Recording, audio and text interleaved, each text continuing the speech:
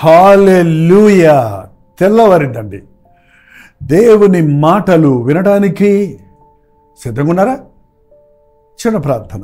పరిశుద్ధుడా, నీకు వందనములయ్యా. ప్రతిరోజు నీ గడప యొద్ద కనిపెట్టి నీ మాటలు వినుటకు ఆశ కలిగిన ప్రతి ప్రాణాన్ని తృప్తిపరిచే దేవుడు అని, సేద తీర్చేవాడు అని నమ్మి నీ వాక్య ధ్యానం కొరకు సిద్ధపడుతుండగా మాతో మాట్లాడమని క్రీస్తునామంలో అడుగుచున్నాను తండ్రి. ఆమేన్. దేవుని స్తోత్రం. బాగున్నారా? గత రాత్రి ప్రశాంతంగా నిద్రించారా? లేచి దేవుని సన్నిధిలో ప్రార్థిస్తున్నారా? దేశంలో ఏం జరుగుతుందో, ప్రపంచంలో ఏం జరుగుతుందో, క్రైస్తవ లోకంలో ఏం జరుగుతుందో, దేవుని మందిరములలో ఎలా ఉన్నావో అన్న విషయాన్ని మనం గ్రహిస్తే సంతోషించే విషయాలు బహు తక్కువ అండి, అరుదుగా ఉన్నాయి. మన చుట్టూ జరుగుతున్న విపరీతమైన పరిస్థితులను మనం చూస్తున్నప్పుడు, ముఖ్యంగా దేవుని బిడ్డలైన వారి పరిస్థితి చూచినప్పుడు మరింతగా మనం కన్నీరు కార్చాలి. ఆ మనస్సు ఈరోజు కనపడటం లేదండి. నేను బాగున్నాను అనుకునే సంతృప్తే తప్ప నా పొరుగువాని గురించిన భారం నా మీద ఉంది, నాటి తోటి సహోదరుడి కొరకు నేను ప్రార్థించాలి, నా దేశస్థుల కొరకు నేను విజ్ఞాపన చేయాలి, తన రక్తమిచ్చి కొన్న జనాంగముల కొరకు నేను ప్రభు సన్నిధిలో విజ్ఞాపన చేయాలనే ఆశ లేకపోవటం ఎంతో విచారకరమైన విషయం. 119వ కీర్తన 136వ వచనాన్ని చదివితే, జనులు నీ ధర్మశాస్త్రమును అనుసరింపకపోయినందున, జనులు నీ ధర్మశాస్త్రమును, నీ వాక్యమును అనుసరించకపోయినందున, వాక్యానుసారంగా బ్రతకకపోవటం చూచినప్పుడు, నీ ప్రజలు నీ మాట వినని ఎడల వినకుండా ఉండడం గమనించినప్పుడు, నీ నామాన్ని ధరించిన వారు నీ చిత్తానుసారంగా బ్రతకకపోవటం చూచినప్పుడు, నీ జనులు నీ ధర్మశాస్త్రమును అనుసరించకపోయినందున నా కన్నీరు ఏరులై పారుచున్నది అంటున్నాడు భక్తుడైన దావీదు. ఎవడో తప్పు చేస్తే నేనెందుకు ఏడవాలి? అదే కదా మన మనస్తత్వం.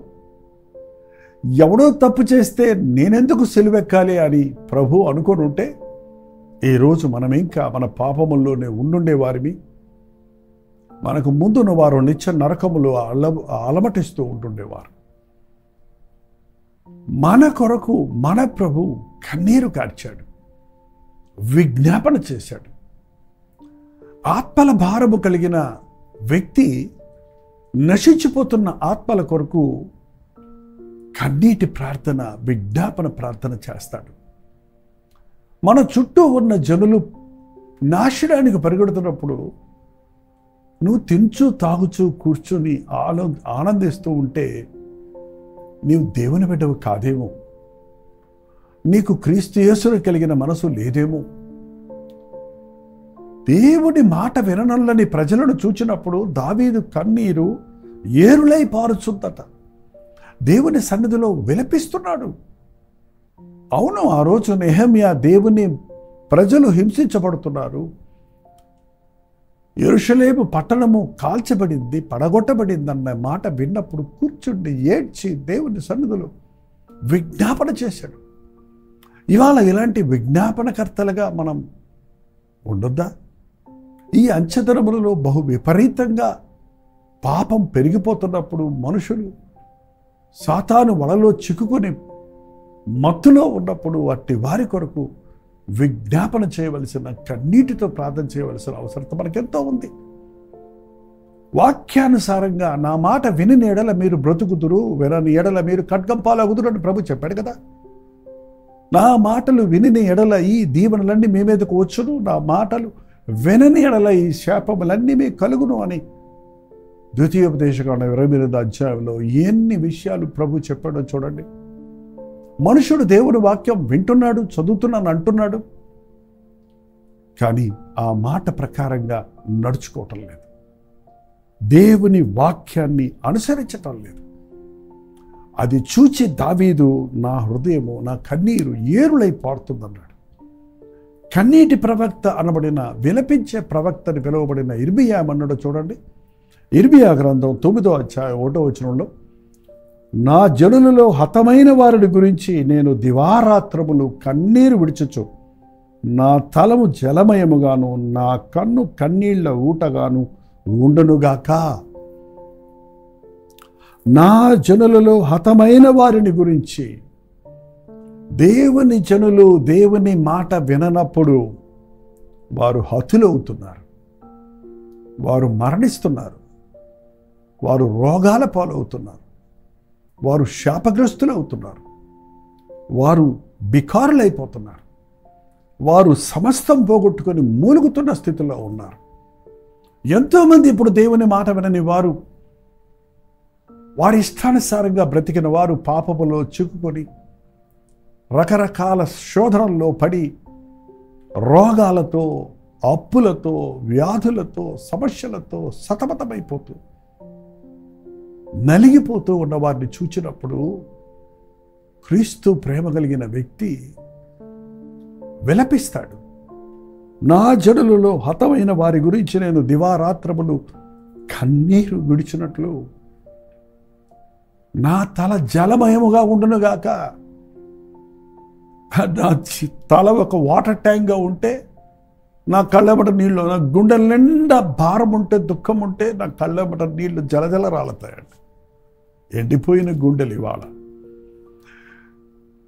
ఎండిపోయిన కన్నులు, విరిగి నలిగిన హృదయం లేని పరిస్థితి, బండగుండెలుగా మారిపోయిన పరిస్థితి ఈనాటి విశ్వాసులు అనబడిన వారికి ఉండటం ఎంత విచారకరమైన విషయం. నా జనులు, నీ జనులు, దేవుని జనులు హతమైపోతున్నారు, శపితులైపోతున్నారు, నాశనమైపోతున్నారు. అపవాది వారిని గాలం వేసి లాగి పట్టుకొని గంతులేస్తున్నాడు. వాళ్ళని నింపుకొని వారి కొరకు కన్నీటి ప్రార్థన చేయవలసిన భారం మన మీద ఉంది. యేసు ప్రభు యెరూషలేము కొండ మీద కూర్చొని యెరూషలేము వైపు చూచి ఏడ్చి అనుందండి బైబిల్. ఆ పట్టణమును చూచి ఏడ్చాడు. ఓ పట్టణమా, సియోను పట్టణమా, దేవుడి చేత ప్రేమించబడిన పట్టణమా, దీవించిన పట్టణమా, వాగ్దాన పట్టణమా, నీ విమోచకుడిని నీ దగ్గరకు వస్తే నీవు అంగీకరిస్తలేదు. నిన్ను ప్రేమించిన ప్రభువు నిన్ను విడిపించడానికి వస్తే నీవు ఎదిరిస్తున్నావు. ఆయన్ని బహిరంగంగా సిలువేయడానికి ప్రయత్నిస్తున్నామని,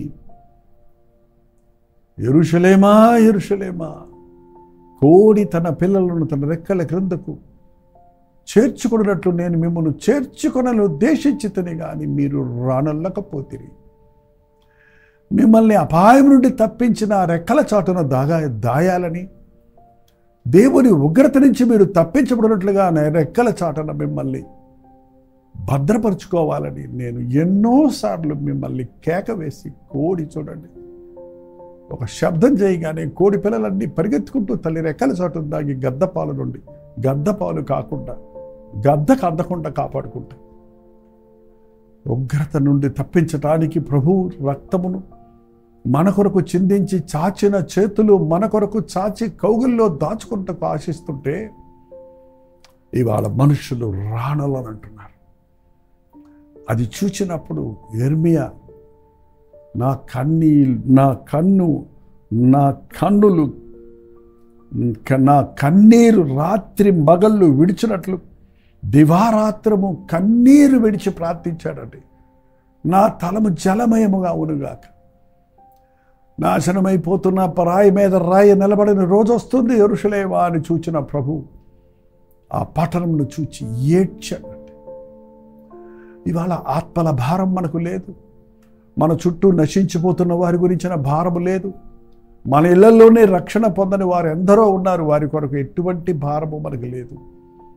నేను మాత్రం రక్షించబడ్డారని సంతోషి చెందుతున్నావే కానీ నీ ఇంటి వారిని నరకానికి పంపుతావా? నీ తోటి వారిని నిత్య నాశనానికి పంపిస్తావా? నీ కన్నుల ముందే వారు నాశనమైపోతుంటే చూస్తూ కూర్చుంటావా? ఈనాటి కన్నీటి ప్రార్థన లేదండి సంఘాలలో. విశ్వాసులు మోకాళ్ళుని ప్రార్థించడం లేదు. కన్నుల నుండి పశ్చాత్తాపంతో కూడిన విజ్ఞాపనతో కూడిన కన్నీరు కారటం లేదు. కన్నీటి ప్రార్థన ఎంతో విలువైనది. దేవుని సన్నిధిలో మనం కన్నీటితో ఇతరులను గద్దించటం ఈ అంచెదనములలో ఎంతో విలువైనది. పరిశుద్ధుడైన పౌలు అన్నాడు చూడండి, ఫిలిప్పీలకు రాసిన పత్రిక 3వ అధ్యాయం 18వ వచనంలో చదువుతున్నాను చూడండి. అనేకులు క్రీస్తు సిలువకు శత్రువులుగా నడుచుకుంటున్నారు. ఎవరండి అనేకులు? క్రైస్తవులు క్రీస్తుకు సిలువకు వ్యతిరేకంగా నడుస్తున్నారు. ఎక్స్ క్రిస్టియన్స్ అంటారు, బైబిల్ నాకు తెలుసు అంటారు, బైబిల్లోనే తప్పులు పట్టుకున్నామంటారు, బైబిల్ గురించి విమర్శిస్తారు, ప్రభువుని గురించి అపహాస్యం చేస్తారు.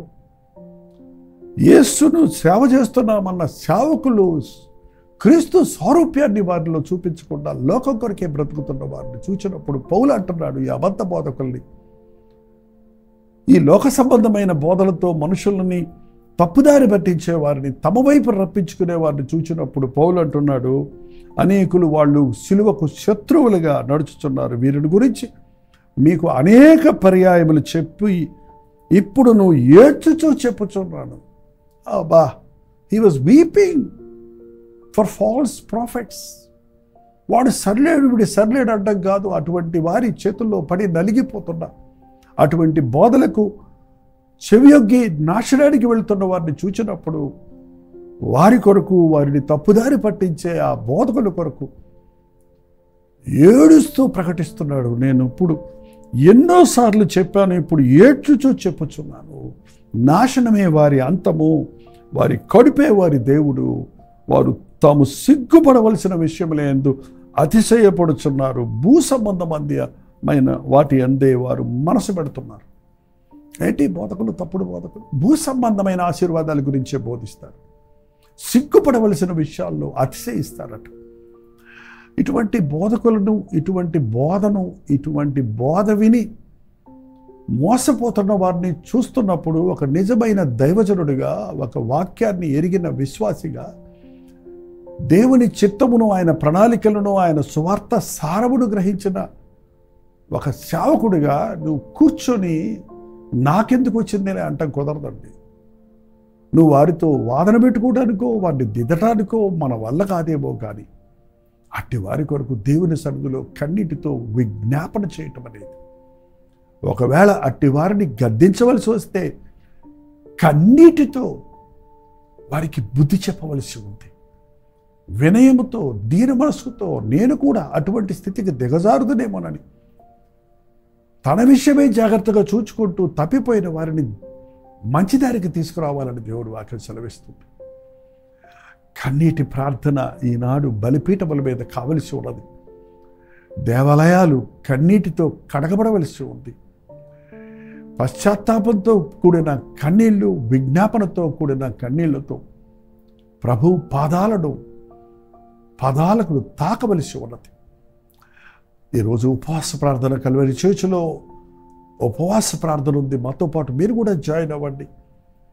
ప్రభు సన్నిధిలో అనేకములు వారి కొరకు, ఇటువంటి భయంకరమైన స్థితిగతుల్లో దేవుని వాక్యాన్ని వినని వారి కొరకు, విని అనుసరించని వారి కొరకు, విని దానికి వ్యతిరేకంగా జీవిస్తున్న వారి కొరకు, దేవుని నామానికి సిగ్గు తెస్తున్న క్రైస్తవులను పడే వారి కొరకు మనం దేవుని సన్నిధిలో విజ్ఞాపన చేద్దాం.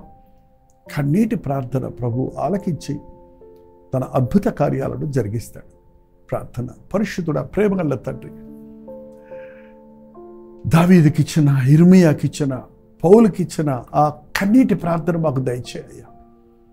మా పాపముల కొరకు మేము పశ్చాత్తాపడతో సరిపెట్టుకోక, మా పొరుగువారి పరిస్థితి చూచినప్పుడు, మా ఎదుటివారి దుస్థితి చూచినప్పుడు, ఈనాటి క్రైస్తవుల హీనస్థితిని చూచినప్పుడు మేము కన్నీటితో ఉజ్జీవము కొరకు ప్రార్థించేవారిగా, తప్పుదారి పట్టిస్తున్న బోధకులు, సంఘాల కొరకు నీ సన్నిధిలో విజ్ఞాపన చేయవారిగా ఉండటకు సహాయం చేయము.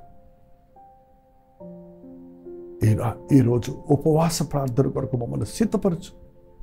ఆత్మల భారమును, పరిశుద్ధత కొరకైన ఆశను దైవ నిర్ణయాలు, దైవ చిత్తము నెరవేరాలనే అభిలాషను మాకు దయచేసి మా చుట్టూ నశించిపోతున్న వారి కొరకు ఆనాడు నీవు గెత్సెమని తోటలు విలపించినట్లు కన్నీటి ప్రార్థన మాకు నేర్పించమని క్రీస్తు నామములో అడుగుచున్నాను తండ్రి. ఆమేన్.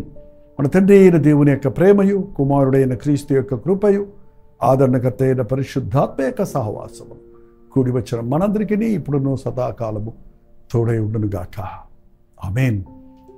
దేవుని స్తోత్రం. మీ ప్రార్థనా అవసరతలు భారాలు 954041 నెంబర్కి, మీరు ఇతర దేశాల్లో ఉంటే 91001000 నెంబర్కి తెలియచేయండి.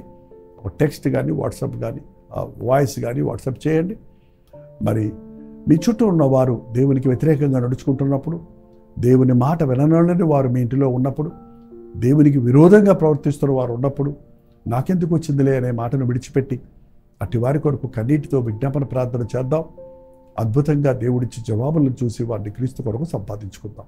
ప్రభుత్వమైతే మధ్యాహ్నం 3 గంటలకు హెచ్చరిక, అలాగే రాత్రి 9 గంటలకు కల్వరి ప్రతిదినులు ఉపవాస ప్రార్థన కల్వరి చర్చిలో నుండి మీకు లింక్ ఇస్తున్నాం. మాతో పాటు కలిసి ప్రార్థించండి. అంతవరకు దేవుని మహాకృప మీకు తోడేడుగాక.